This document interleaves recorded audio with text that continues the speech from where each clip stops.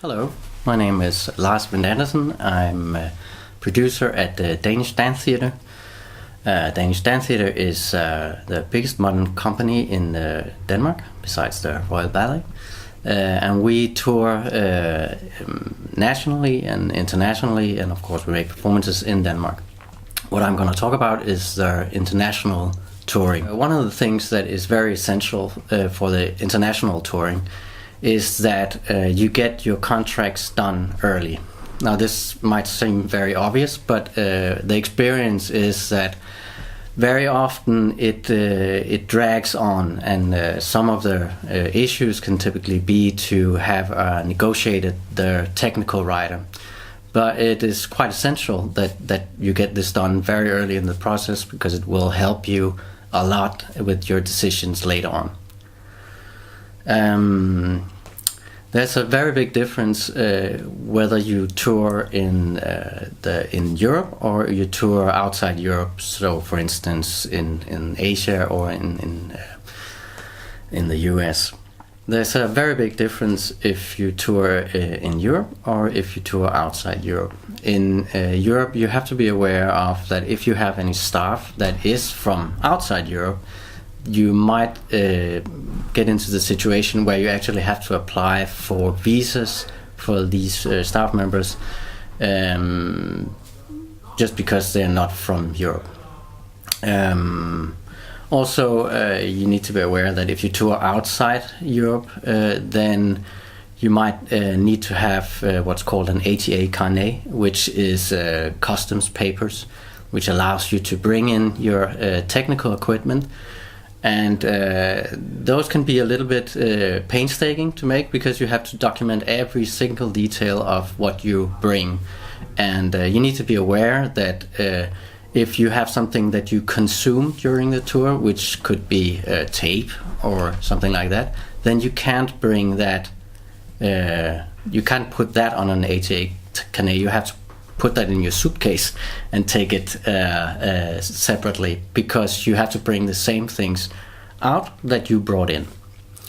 Actually, also in Europe, there's if you go to Norway, for instance, then it's not part of the union in the same way as the rest of the EU, so you have to have an ATA carnet there as well. When you plan a tour that is outside Europe, you also have to be aware that there can be time differences, and you might have to change your own working schedule to accommodate the communication with wherever you're going, just because otherwise you can have like a time gap that makes the communication sort of stifle, and everything takes a day or more than a day to get an answer. So it can be necessary that you plan some days where you work late to be able to communicate, for instance, with the US. If you're planning to have a tour in the US, then you need to be aware that getting working permits in the US is a difficult thing, and it takes a long time, and it's very costly. So you have to kind of make that a part of your contract, because otherwise you will end up with a big cost. And you also have to have somebody in the US to actually handle papers like that. If, for instance, you're going to China, you also need to be aware that they have a very different way of communicating. If you, for instance, go to China, you have to be aware that they have a very different way of doing business and communicating. So, for instance, they might not want to lose face, and therefore they might not give you the full answer.